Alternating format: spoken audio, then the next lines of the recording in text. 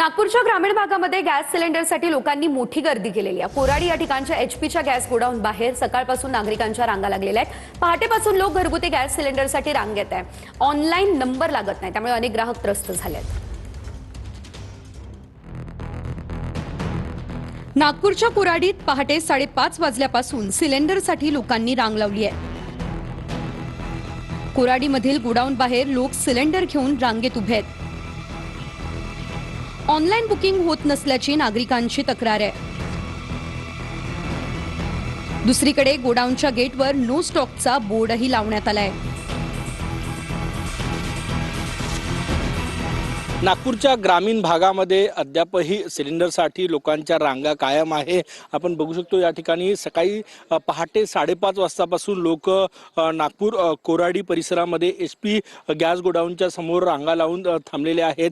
लोक जे आहेत ते या ठिकाणी गॅस गोडाऊन बाहेर गर्दी करतात, परंतु गॅस गोडाऊनच्या गेटवर नो स्टॉकचा बोर्ड जो आहे तो त्या ठिकाणी लागलेला आहे।